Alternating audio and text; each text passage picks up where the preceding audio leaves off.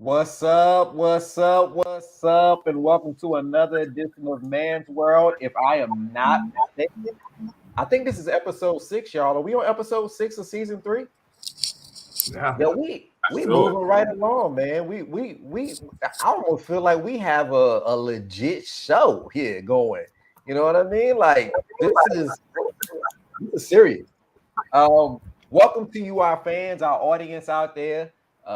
We are excited about today's episode. Today's episode is entitled, essentially, The Last Straw.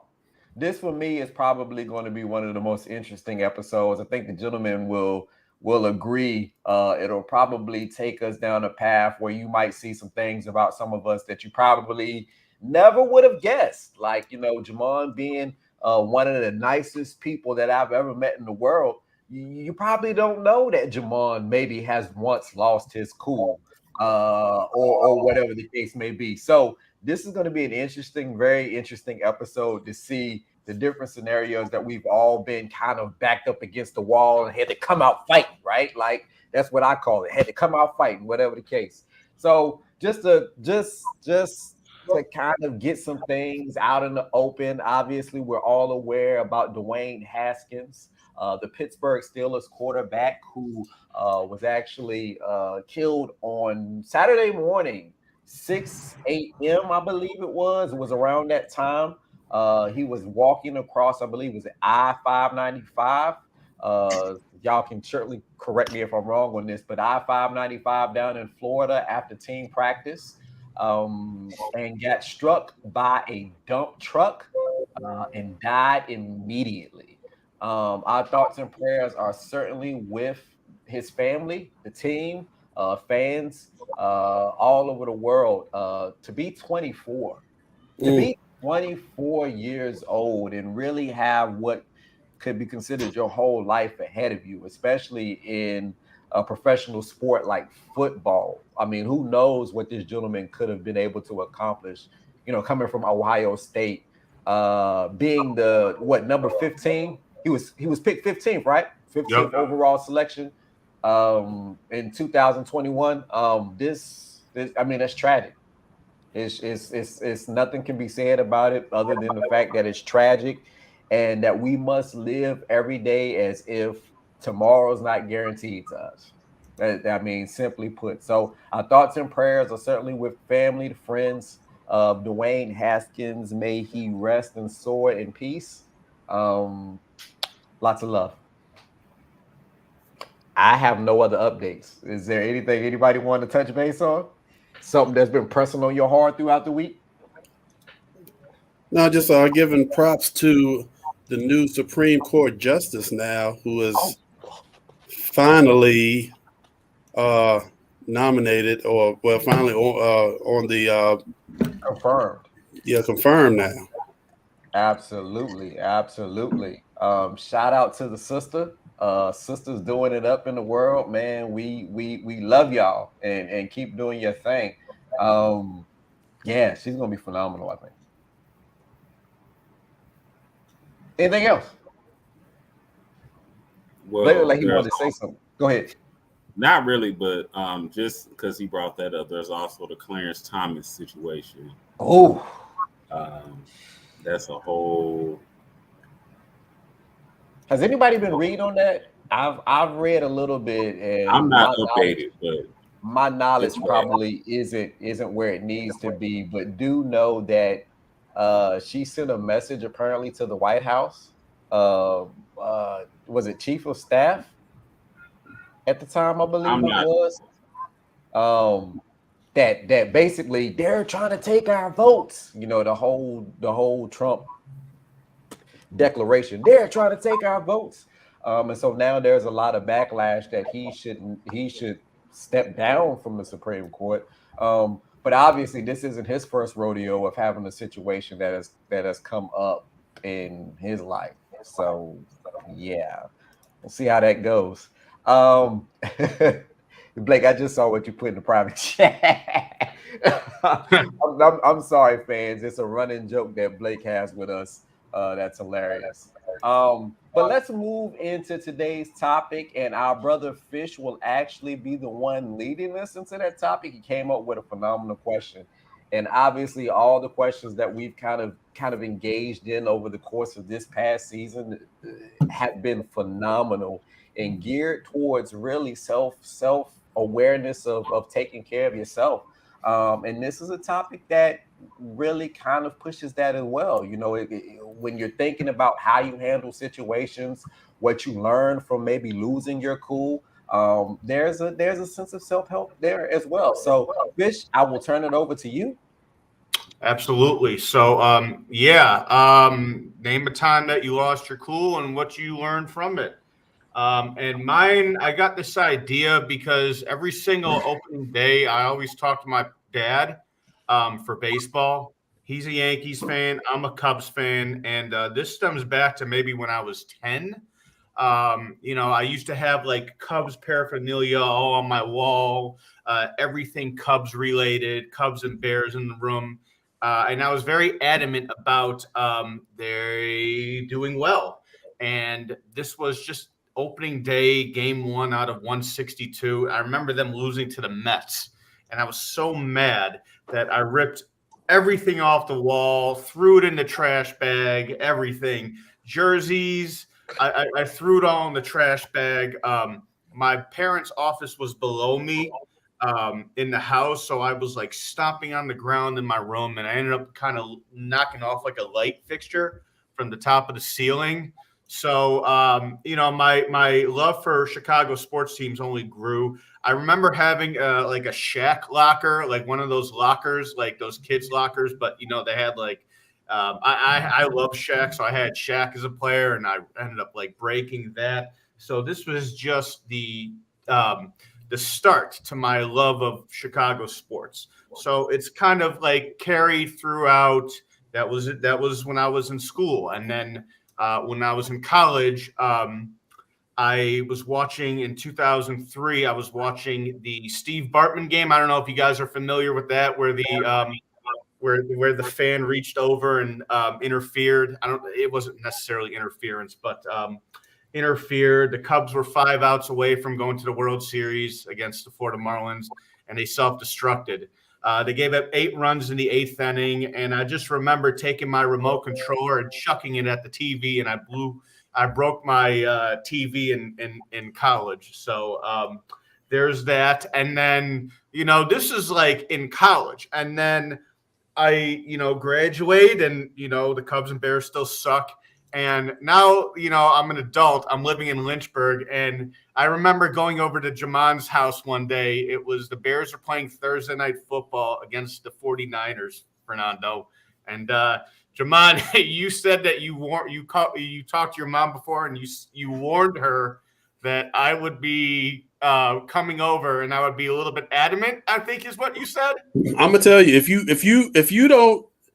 if you've never watched a Bears game with Fish, it's an experience.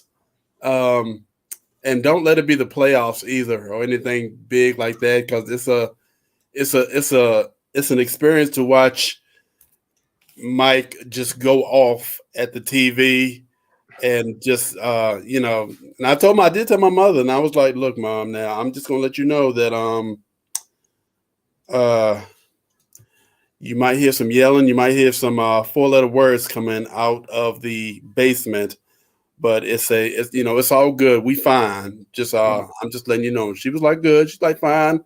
I'll just close the door." And but yeah, that day, Mike went off so bad. We had to pray after that, for his well-being, because But I understand how Mike is so adamant about his sports teams, and as so far as everybody else. I mean, Fernando, I'm sure you've yelled at the TV a few times and threw stuff, and Desmond and everybody. I mean, everybody's adamant about their team, but Mike, I don't get that adamant. Mike just takes it to a decent level, to the part where Mike, I believe you got thrown out of a bar. Well, see, I'm going there towards that. So, can I run it back? He didn't throw his remote at your remote at your. I didn't. Oh no, we would be.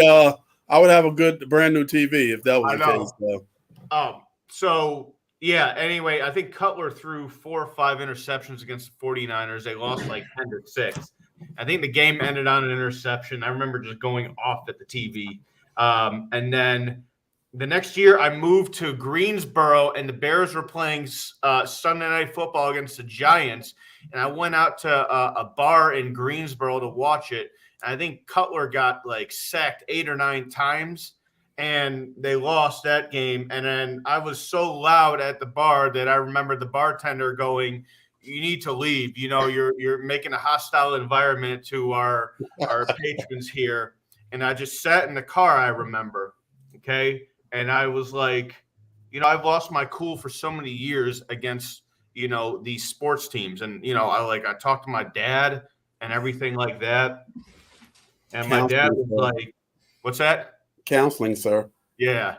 But I just remember like telling my dad, and my dad, I'd say like the Bears game was like rough, but my dad was like, "What are you doing?" He's like, first of all, you're not even out there playing, second of all, none of these guys care about you. If something happened to you, would they be there caring about you? No. And third of all, it's just a game. So that really kind of resonated to me a little bit, where I was like, I'm an adult. Like, I'm acting so juvenile and childish over like a kid's game where I have no control over. And that really kind of like stuck to me there from what he said. So I was like, I need to make, some changes. Otherwise, like, I'm going to, number one, embarrass myself. But like, number two, I may get into a situation where like something like this may like put me over the edge over something I can't control. And, it may cause harm to me, which is weird thinking about that. But, it really like, opened my eyes up a little bit. So luckily that was the year that the Bears made the playoffs. So there wasn't too much more yelling after that. But, going forward, things have like resonated to me a bit to where I'm like, what am I doing? Like, yeah, I guess I'm yelling at the TV. So like, but it's just a game overall. So, I'd say the Giants game, that Sunday Night Football game was definitely like, the last straw where, like this topic wasn't about any sort of a person, but it was maybe more of like a series of events that just kept, piling up and piling up to where like the last straw was I'm sitting in the car with my dad, talking to him, telling him like, him telling me like, "What are you doing? It's just a game." So that's kind of my story in a way.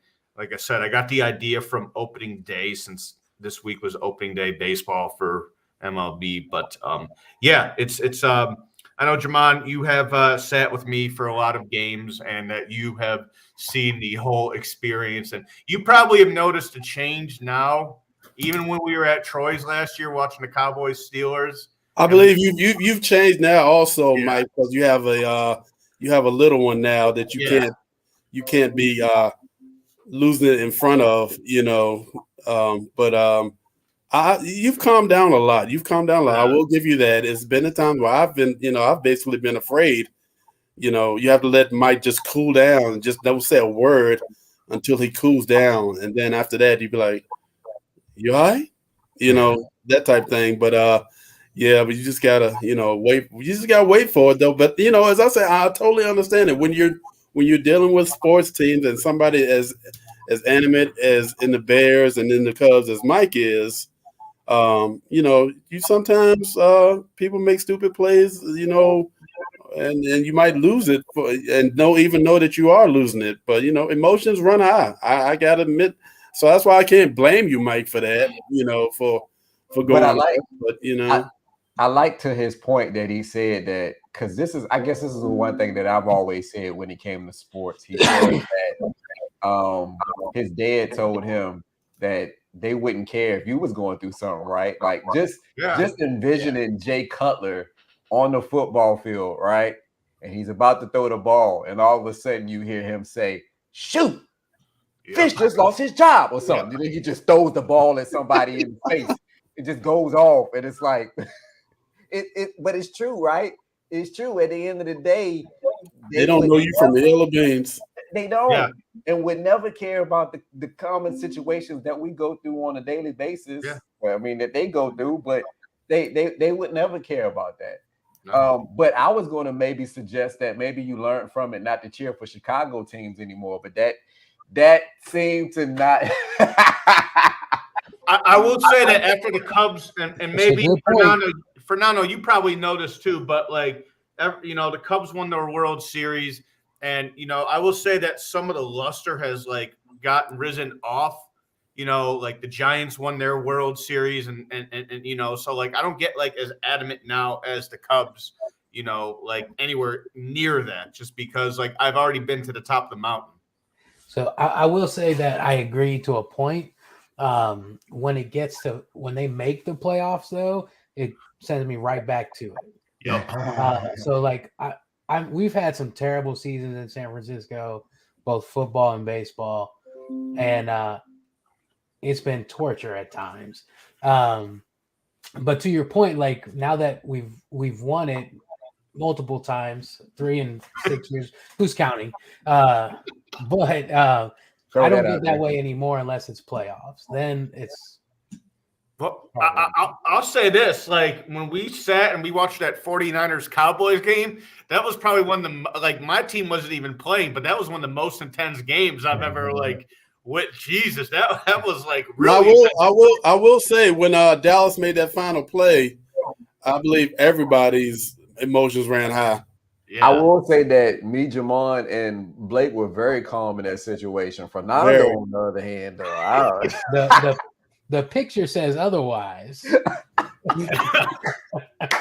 This is true. There was one point Nando got quiet, and all you just see his eyes, and his eyes was like. The whole time I was just thinking, not like this. Not like this. Like if we were gonna lose and get blown out, that's so be it. But and so I will say that I almost felt this way, obviously, this past Monday since my Tar Heels did lose. But I come back to what your dad told you all the time, Fish. Like, yo, at the end of the day, they don't care about me. So I'm not gonna get all bent out of shape because, hey, there's always next season. I hear that a lot too as a Cubs fan. There's always next season. Yeah. Wow. I don't think I've ever been with you and you watched the game other than the Cowboys San Francisco game. I think that was the only time that we've been together and I've seen your interaction. So, man, I wish I would have been there for those situations just to see that. We watched I probably would have been. Yeah. Fish, I ain't gonna lie to you. I'm gonna tell you, I would have been egging you on. Oh, I know. Go throw the remote at Jamal's TV. Go throw. We watched a couple of Cowboys and Bears games, and everything was calm there too. Yeah, I mean, it wasn't bad. It wasn't bad, but I mean, as I said, once again, when we've gotten to the point now where. It's just. I mean, we both say it's a game. It's. We always want to have our rivalries, me and you, and me and us and Fernando. But at the end of the day, I mean, I've seen people like I'm talking about pull down their whole screens and do their screens in the floor. I mean, I'm like, yeah, you mad, but now you got to go back to Best Buy, and they ain't gonna cover that. Yeah. Bro, I had a Redskins fan tell me he wanted to meet me outside. I'm like, wait, what? It is not that serious. Like it is truly not that serious. No, it's not. Yeah. No.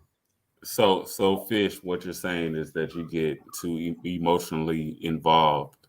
Oh yeah. In the games. Yeah. I can relate to that, but not in sports. More so in TV shows. Oh. So like it was a moment in The Walking Dead. My favorite character, Glenn, died, and I didn't go to work the next day because I was in my place. People that can vouch for me for this. This is no lie. I literally I go to work the next day. Walking Dead always came on Sunday. That Monday, I called out. We had an episode like maybe 3 weeks ago, and after everybody kind of left, me and Blake kind of chatted a little bit afterwards, and I showed him that scene. I shared my screen of Glenn getting his head bashed in, and Blake yelling at me, "Turn it off! Turn it off!" Cold You blood. tried to trigger me. Again, somebody who don't care about you from the man on the moon. Is that your situation where you lost your cool though? That's not your situation when you lost your cool though, is it? No. I want to hear that. I think Blake will go next. Well, dang, I wasn't even to go next, but I guess I'll go then. That was Desmond egging you on. Thank you, Desmond. No problem. Anytime you behind the wheel is when you lost your cool. But Blake, I understand it's DC traffic. I get it. He's right. Jamon is honestly right, because I think it's been many a times where Blake would drive like that in Amherst. I'm pretty sure it's been many a times I've been on the phone with Desmond and we, just talking or whatever, and then I go into road rage.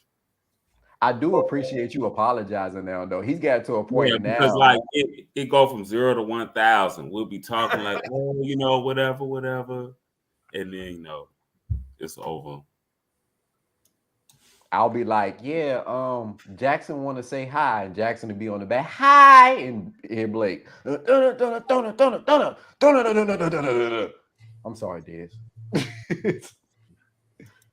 Is that your situation?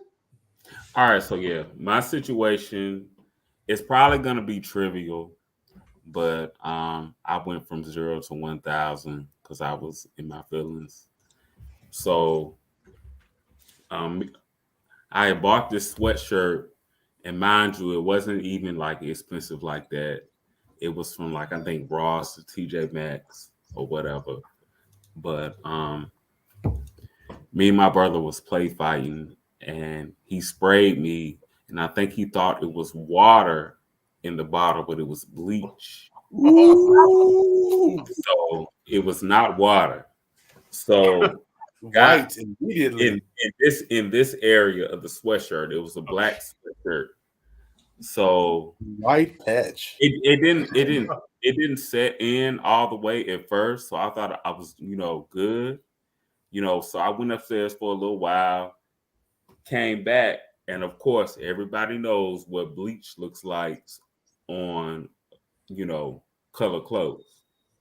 So I freaked the fuck out and, went crazy.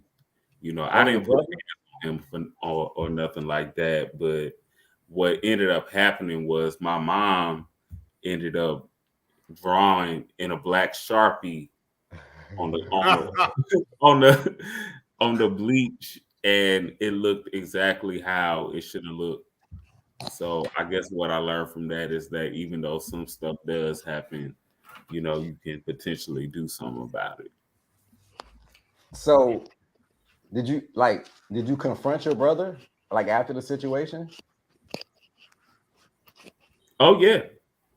My sister, brother, everybody was there, like in the same room when I freaked the fuck out. And what did you say? That's what I want. Like, what words came out your like? Did you literally just cuss your brother out in front of everybody? Nah, I didn't curse. I didn't do all that. But okay, I think my sister said the look in your eyes was, I don't know, the last straw. Yeah. But my mom was trying to play it cool. She was like, look, she got the Sharpie, and she started going to work. And it was all right after that. Then you watch it again and Sharpie came off. Yeah. Permanent marker. And that triggered. It's not Right. that permanent. Permanent markers are not that permanent. No. And it triggered. And it triggered. You went back to your again. You went back to your brother's door.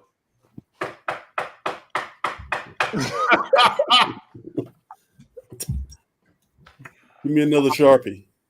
So let me ask you this. Why? Well, it's not really a good question, but if it was that if it was that pressing and you said that it wasn't that expensive, why not just go get another one?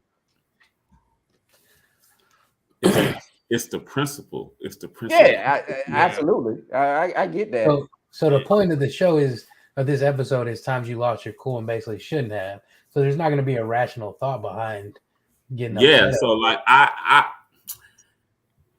could have just let it fly because, like I said, this sweatshirt, it was Calvin Klein, but it was on the low because it was from Ross and or TJ Maxx, one of them jumps. So, I mean, I could have let it go, but I flipped, and I probably should have just played it cooler than I did, essentially. Yeah. Let me not mess up none of your shirts. Yeah. Right. I just got this champion hoodie for $3.99. Bleach on it. Bleach on it. Desmond, what is your problem? You ruined it. Got you. Remember that. So Blake, did he ever do that? Like, was he ever like? Was that the first time he's ever like sprayed bleach and like, or like, did he ever do that before? You know, like. Nah. That was the first time that happened. We was fucking around. Well, I think the piece is that they didn't know it was bleach. Yeah. Like he just thought it was water. Yeah. So I blame both of y'all. Somebody should have opened that bottle and smelled it. Here you go. What if he would have sprayed you in the eyes? That would have been worse. Oh my god. Oh, absolutely. Absolutely. Like, Man. Yeah, y'all losing y'all cool over football and hoodies. I could imagine.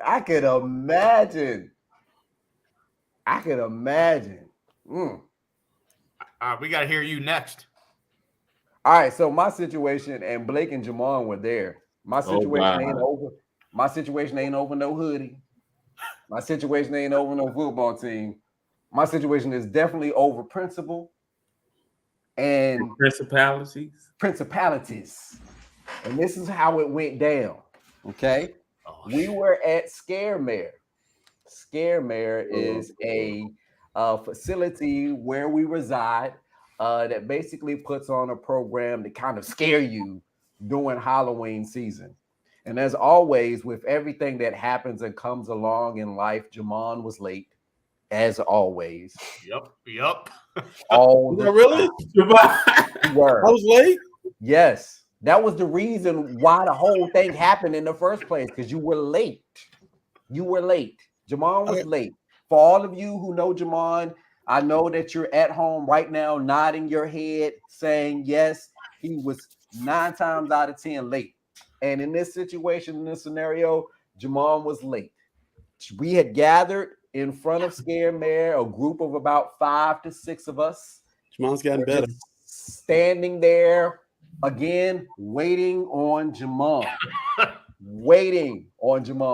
Jamon is texting me, telling me I am on my way. Stay where you are when I get there, because Jamon has all kinds of connections. And Jamon will get there and talk to people, and they'll do things like they'll share, they'll move you up in line or whatever the case may be. Yep. And so Jamon is still not there. He's not there after texting me that I am almost there. And this is a whole 10 minutes later of not still being there. Now, obviously, at this time, I'm probably losing my cool because Jamon is not there, right? He's not there. He's nowhere to be seen. Hey, really quick, I'm a little confused. Was Jamon there or no? He was not there. Not there. Nowhere to be seen whatsoever. I don't even think he was in the vicinity. Chances are Jamon was in the vicinity. Jamon probably was not even in Lynchburg at the time, to be completely honest with you. Why was I late? Why was I late, Desmond? Telling you I'm gonna be there when I be there. After the stories I heard, just real quick, on the drive to Blake's house, this is what I picture Jamon doing. I'm almost there. He was in the Wow. Pick on J Day. bed. I'm on this is point the with cap. that. Pick on Jamon Day today. So aside from Rondo. the fact that Jamon is not there, like I said, it's 5 or 6 of us standing around just waiting for him to get there so that we can go into Scare Mare and enjoy ourselves. Out of the blue comes a Scare Mare security guard who basically tells us that we are in an area in which we are not supposed to be standing. My peripheral turns on. Yes, I said it. My peripheral turns on and sees a group right beside us of about 30 individuals standing right beside us. However, we are the group that is problematic to the security guards at this time. So they tell us to move back. And so, me being me, I'm not going all the way back to the beginning of Scare Mare. Jamon said he's on his way. He's on his way. So we walk back a little bit. And as we're walking back, the security guard is following us. We are all grown adults. This Hidden is racism. basically a teenager who's following us and making sure that we go where he wanted us to go. And I started spewing out some of the most outlandish things that I've probably ever said in my life. I said, "You're nothing but a security guard. You probably have socks on right now that say security. Where's your flashlight? Where is your flashlight, Mr. Security Guard?" And he's still following us and pushing us back farther. And I'm telling him, you didn't say anything to that other large group of 30 individuals. It's about 5 to 6 of us just standing around waiting for our friend. We're not causing any commotion. What really is the problem? Ultimately, what ended up happening, Jamon finally gets there, after 30 minutes. And he comes in as if he's the superhero to save the day. And we all go back to the front of the line to kind of get to Scare Mare. And we're standing there because now Jamon is saying, well, all right, so we got everybody here. We're going to go and we're going to talk. And so I've already told Jamon, Jamon, we can't stand right here because they just got on us. They just got on us for standing right here. And lo and behold, here comes a Lynchburg City police officer because Mr. Security Guard has now walked over and told them the situation that happened before. And Lynchburg City Police Department walks over and starts talking to us. And obviously, I'm not paying any attention. I'm listening, but I'm not looking at him. He calls out my friend and basically tells her she needs to look at him while he's talking. I look at him and I say, she doesn't have to look at you while you're talking. She's hearing everything you're saying. And then he gets into this thing where he recognizes Jamon. Oh, why did he recognize Jamon for? He recognizes Jamon because Jamon drives the Bat-Zam. Jamon is the Bat-Zam guy. And so he recognizes Jamon and he's like, hey, you're the guy that drives the Bat-Zam. And I say to him, oh, now you want to be our friend, Mr. Police Officer. You want to be our friend because you think that you know somebody in our group. And my wife is pulling on my arm. Calm down. No, I'm not going to calm down because now he wants to be our friend, Mr. Police Officer. Long story short, I didn't go and Scare Mare. Blake and Jamon, I think, did. Me and my wife left. But what I will say that I learned from it is that I cannot react in every situation like that, especially in situations that involve the police. My wife was very concerned about my life, as I was not at the time. And so I need to, moving forward, always consider I have a family that I am taking care of. I have a family that I am responsible for. And not everything calls for me to react in such a way. Now I left out a lot. It was aggressive. It was very, very, very aggressive. Blake and Jamon can attest to that. But that's mine. That's mine. That's my scenario. Why was I late? That's my question. Were you riding? Was he in a news vehicle or was he in the path? Yeah, why No, was I late? he was in the path because in you're the path, always okay. late. There's not a question as to why you were late. You're always late. There's never a time you're on time, Jamon. Jamon, we have game night. Before this episode. Jamon, this episode, yes. Jamon, we have game night. We have game night. You're the one who has the games. Jamon shows up a whole 45 minutes after Not anymore. everybody. No. Not anymore. I've gotten much better, ladies and gentlemen, for 25. everything. You got to give me some kind of credit here. I agree. I used to be the late guy, and I still am. I have nothing but love for you, but I still am late, but I've gotten better. You got to give me a little bit of credit. Got to give me a little bit of credit. This last game night, it started at 4. I was there at 4:10-ish. And I was not the last to get there either. So yeah, I'm this just last saying. one, but the one before that, when Fernando was there. Was I late for you, Fernando? Was I late? No, I didn't think so. He was late. That's right. I don't Right. remember, honestly. That's right. You did get there after us, but I don't remember if you were late or not. That's right. He was late. You have to tell Jamon if something is starting at 4, you have to tell Jamon 2:30. Great day. It ain't that bad, is it? Desmond, let me ask you this. Now going forward, do you see yourself in every situation? Do you always, say, hey, I have a wife and 3 kids. Is this worth kind of like, getting mad, over something like this? Yeah, you almost have to because of the simple fact that you never know. At the end of the day, my level of crazy, there's somebody out there that's probably crazier than I am and willing to take it there, right? Like really willing to take it there. Like I'm gonna get mad and I'm gonna argue. I might fight or whatever the case may be. But there are people in this world who are willing to take you out. Yeah. Because just because, right? Yeah.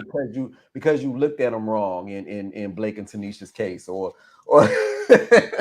or whatever the case may be. Like there are people out there that are just like, you know what? You said the wrong thing to me, and because you said the wrong thing to me, pow. And so I've gotten to a point where I because that was years ago, right? Like that Blake was still living here. We had probably shot the first episode of Man's World in his apartment. But yeah, I mean, you have to in this day and age, there is too much going on for somebody to react that way. And in my situation, it was with a police officer who visibly has a weapon. You know what I mean? And so yeah, I think about my kids. I think about my wife, and not only do I think about my kids and my wife in a way that I have to be there for them, but I also think about my kids and my wife in a way that I have to set the example, right? Yes.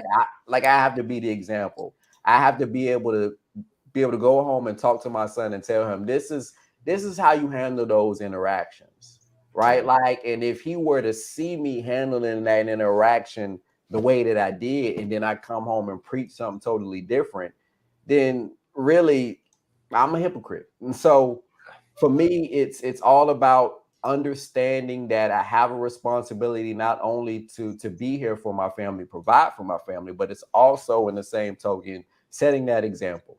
Yeah, no, understand. Not just like be like because just imagine like you not there, and then obviously that like.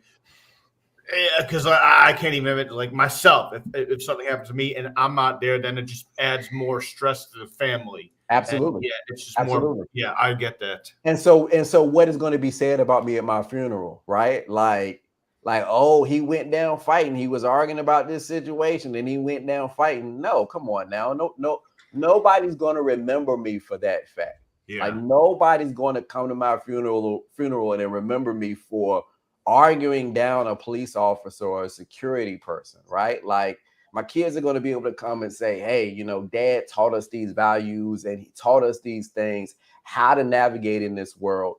And that's more important to me. Yeah, no, understand. Same here.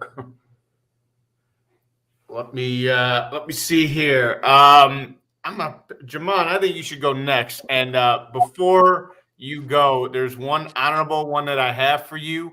It was when I met you at this car show a long time ago, and you had the Bat Zam out there, and you were upset that this little kid charged you $2 to wash his car or to wash your car. Invoice. Oh, that was Ian. Ian's car wash, $2. I guess long story short, what this kid kept coming up to Jamon and kept saying, you have a nice car, and Jamon he just kept wanting to wash it for you. The messed up part was he was probably the one touching it and putting fingerprints on it. Can I wash it? Can I wash it? At the very end, he was like, $2, please. And I was like, what? He gave him a I bill. remember going to Jamon to some of them car shows, and to see Jamon's face when people touch that car, man, and Jamon take that little towel out. I'm gonna tell you, it's a car owner thing. Fingerprints, man, they got oil on them. It's a whole thing. Yeah, it's a whole thing. I'm just saying. Well, mine, I'll do a real quick one and then I'll do a long one. One of them is and Mike can remember this, and Mike knows this. You know, when I was working at the television station, and a lot of people know that, you know, when breaking news happens, it's like, and Mike knows this. I mean, reporters, producers, everybody's like, oh, let's go, move, right? I mean, the fire could be across the street, but we have to run like we're in a marathon. Yep. I'm like this. Okay, let's just make sure we got everything. You know, the fire's still burning. I'm sure it's going to be burning 3 minutes later. Positive it will be. I'm almost positive it's going to be burning three minutes later. I mean, it's not going to be put out immediately. Let's just make sure we got all our stuff. So I'm working with this reporter, and she's like, you know, we hear this fire, and I think it was downtown. And, you know, a lot of people know me. It's like, you know, I'm not a, you know, I don't run ever. I really don't quick walk either. He not on time. Huh? He not on time.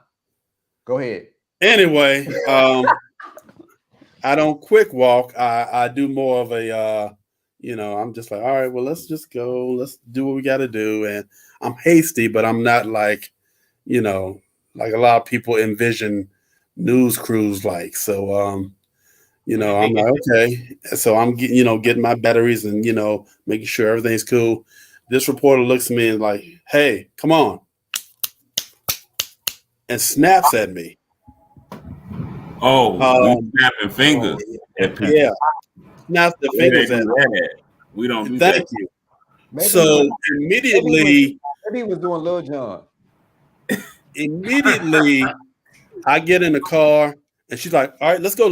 I said, number one, don't you ever snap your fingers at me. I'm not your dog. I'm not your pet. I'm not your little kid. Correct. Ever snap your fingers at me at all. Correct. And you better be glad that I'm, you know, that I don't go off on you right here, right now. So we're just gonna leave it at that. And they look at me like, because they never, I mean, like Desmond says, I never really get mad. It takes a lot of button pushing of, I mean, you can go and spit in my face and I'll be like, you know what? Let's talk about this, man. I got them. I'm more the Martin Luther King type thing. You know, I'm like, look. I'm Malcolm X when somebody spit in my face. I'm like, you know what? You know, I'm sorry you feel that way. Let's talk. Now, there's certain buttons that you pushed that I will go off, and it was one, and this is my story. It was a mutual friend of me, Mike, and Desmond, and I went on vacation with it was him and some mutual friends of ours, and this was almost 8 or 9 years ago. Anyway, so this whole time of this vacation, this person was like, "Hey, you know, Jamon, blah blah blah, Jamon, blah blah blah," just talking to me like I'm a 5-year-old, like I don't know any different. Yeah, Jamon, it's cold out there. Why you want to get in the water? It's cold out there. Don't you know it's cold out there? Jamon, why you want to? Why you want to do that? Jamon, why you want to go here and eat? We can eat there in Lynchburg. I mean, just talk to me like I don't know anything in the world, just like I'm your child, right? And that's good for maybe 2 or 3 months. Then it gets really annoying after you are expecting that every time somebody says something that it's going to be downgrading to you. So I sucked it up the whole weekend. Yes, I said the whole weekend I sucked it up because I didn't want to ruin anybody's vacation, and I especially didn't want any kind of friction in there. So I smile, okay, laughing, sha, the whole thing, I was cool at that. So on the way home, we stopped at this gas station. It was a Shell, I remember. And I get out to just stretch my legs, right? And I said something like, man, gas is really, gas is kind of getting up there. Well, that's been on the news all the time. You should know that. That lost it. I lost it. Right then, I said, okay, this is my chance. I'm going to lose it. And something snapped. Almost got the Will Smith type snap, but it wasn't that bad. It snapped on me. Huh? It's about to go down. Right. I said, it's about to go down. I said, so look, I'm tired of you talking down to me like I'm your fucking child. Look, you said that? Yeah, I don't curse. That? You never curse. I don't curse at all. But that something snapped. Like I'm your fucking child. We've been doing this all weekend. I am 40-something years old. I'm not a child. I'm a grown adult. Give me the respect that I need. Went off, right? To the point I kicked this, it's like a little iron thing that protects you from running into the gas tanks. To the point I got so mad that I walked up on it and hit my knee, but I felt no pain. That adrenaline was going. So I hit my knee. To this very day, I still have a scar there. And that reminds me. So I say that to say this. It got to the point where I lost it. Now I should have maybe called the person to the side and just been like, look, we've been dealing with calmness. And just, look, you've been doing this the whole time. I really don't appreciate you doing this. Let's see what we can do about this. But as I said, it was a snap decision where the floodgates was just let open, and I was just like, you know what? Now is my chance to go off. And if I don't get heard now, I'm not going to ever get heard. So let's see how this goes. And to this very day, we still are great friends. I mean, I love him like a brother. We are awesome. And once in a while, he still does it, but not to that degree anymore. And that's just his demeanor. But, as I said, I just don't like anybody. I mean, I'm darn near the oldest one up here in this whole group right here. I got a little bit of wisdom here, and I know what I'm talking about. So don't think that everything I say out my mouth is going to be silly or not being able to give a damn about, just, just give me the respect that I give you to listen to me, to talk to me as an adult instead of your child. So that was mine. I still can't believe you Ron lost. said, put some respect on Huh? my name. Right. And I don't, as I said, Blake and Fish. I mean, I don't like the way I feel after that. I don't like the way I did it. But Desmond can attest. It make you feel good after sometimes you go off. Yeah. No. It does bring it down. Like, all right, I got that off my chest. So now I either like how this you call person. me out. Like I go off all the time, and I just No. I'm saying though, does it feel good though after you? Well, let me ask everybody this: does it feel good after you go off? It just depends for me. Like if the situation called for me to, then yes. But then sometimes I do think about it afterwards. If the situation was a situation like the one that I was involved in, maybe I shouldn't have reacted that way. Yeah. So for me, it really depends. Yeah, but Blake said you said put some respect on your name. Yeah. Is we done or is we finished? That's basically what you were saying. Jamon came in with the Birdman, didn't he? I lost him, man. And as I said, you got to push my numbers in the right order and hit enter for me to go off. And he hit enter, and I was like, okay, well, here we go. This doesn't happen. So somebody get a camera and record this because you probably won't see this in another 2 or 3 years. So I always think there's a healthy way to do it, but I also think that sometimes you certainly do have to let it be known when your buttons are pushed, because otherwise people are always going to do that, right? Like take advantage of you or whatever the case may be. Yep. And push those buttons, even and it might not be their intention, right? Like it might not necessarily be their intention that I'm sitting here pushing your buttons. I don't know what your buttons are, but like until you kind of let them know. Right, and that's been my problem. Yeah. I mean, I take as much as I possibly can take for like even months or even years. I take as much as I possibly can take, and then it's that one day on February the 6th, 1999 that I might go off, but it's never, it's just got to be those times where my buttons are pushed. It's crazy how in talking about these situations, because obviously I want to get to my brother Fernando because I know he got a good one, but it's Fernando like this, right? Fernando like right now. It's crazy how in talking about these situations, how vivid we remember like things that happen. Like you remembering, Jamon, that it was a Shell station, right? Like Blake, you remembering what your sister said to you in that moment.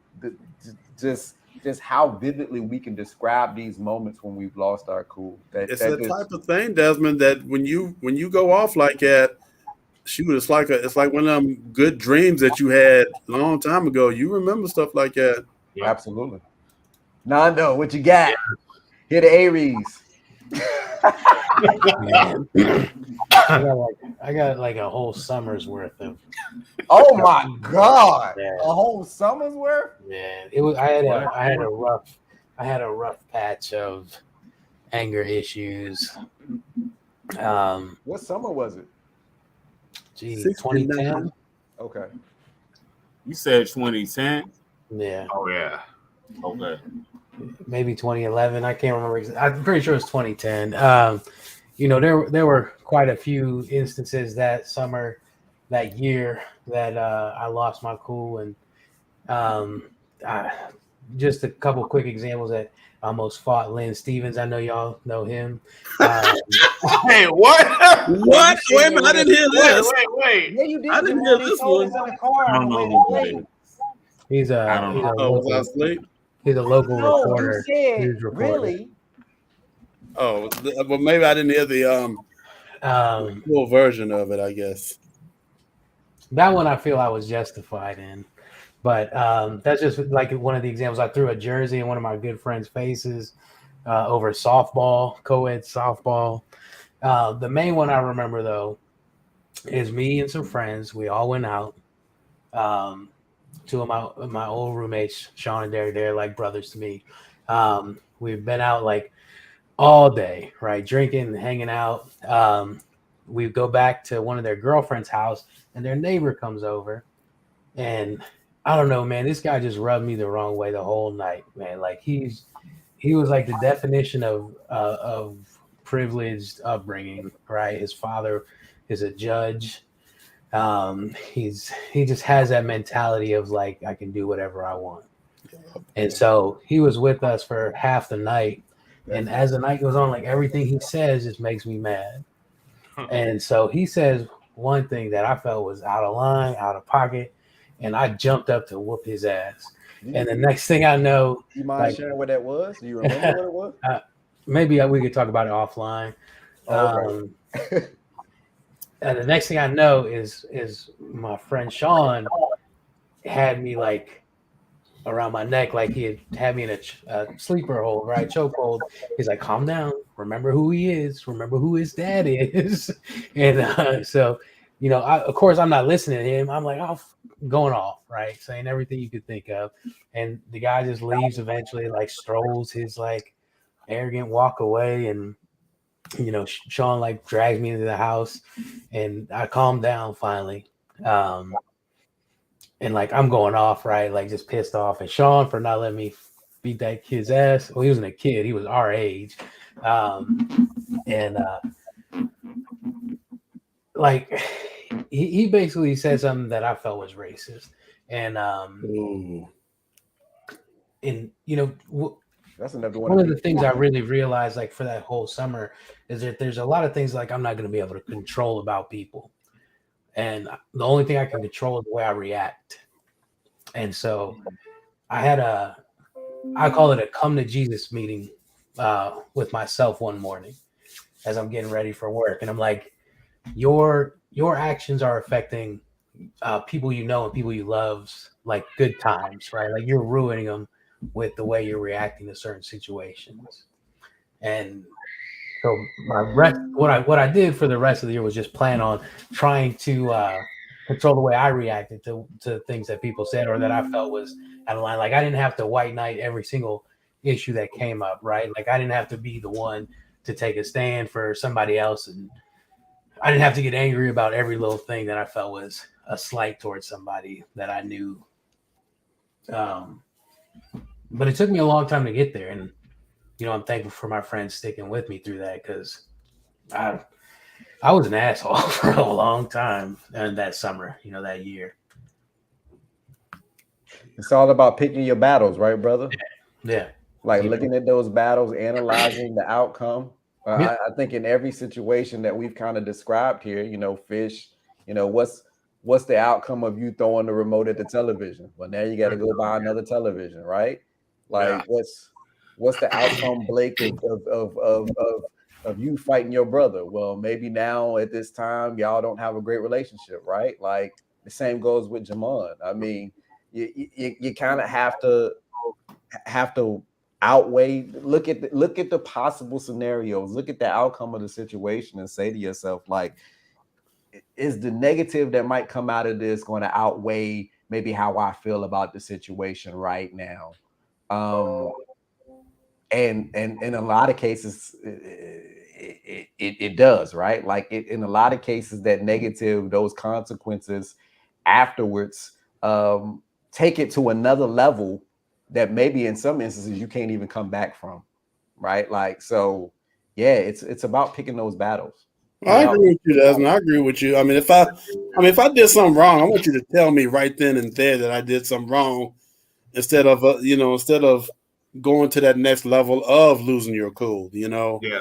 I mean, you know, if you feel anyone here, if you've done something or feel something, I mean, you can feel tension in any room or any situation that you may be in. Yeah.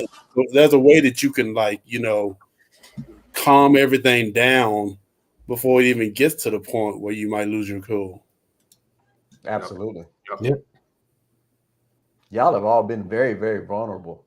It's powerful. Hopefully somebody has learned something from this. Because I'm almost certain that there are gentlemen every day who are going through the daily lives, the daily grind, and just don't know how to handle certain situations. I hope they learn something from this. I hope anybody who is experiencing something learns something from this. Are there any last words that anybody wants to say? Anger is the easiest emotion to invoke. It's the hardest to come back from.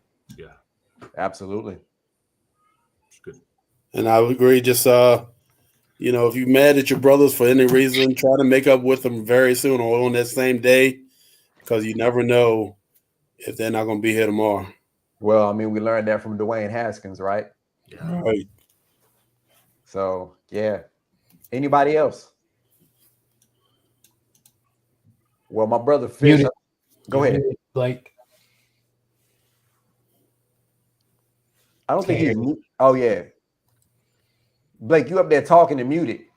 My bad, y'all. I'm trying to go from 0 to 500 instead of 0 to 1,000. So maybe that'll help something. I like that. Go halfway. Go halfway, right? Halfway, not all the way. Not all the way. Everything doesn't deserve the same reaction. So, my brother Fish, I think you picked a very, very good topic. Yeah. Especially with the times. You mentioned to me in a message that given obviously the Will Smith situation, that this was certainly an appropriate topic to talk about. Yep. And one other thing that I can say is I think as men sometimes we get put or backed into a corner and we have to come out as that man, right? Like, and sometimes being that man goes back to kind of what Fernando said, and what we mentioned is learning how to pick those battles. Not everything requires a reaction. Sometimes being a man takes, calming down from the situation, not fighting everybody or whatever the case may be. So I think that's important to point out as well. If there is nothing else that needs to be said, gentlemen, I appreciate you always. To our audience, we thank you for joining us. We love you, and we will see you next week. Join us next week, because next week we're going to have another interesting topic. We're going to be talking about toxic people and how we deal with them. So this should be interesting too. Blake is toxic in my life, so I'm going to talk about him a little bit. I'm joking, Blake. I love you, brother. I'm joking. He can't answer. I love you. As always, it is a man's world, so that means it's our world and it's our rules. And if I can leave you with one thing, it's this. In every situation that you come across, don't be like Will Smith at the Oscars. Be more like Will Smith in Bad Boys 2. Woo-sa. Good night, everybody. We'll see you next week.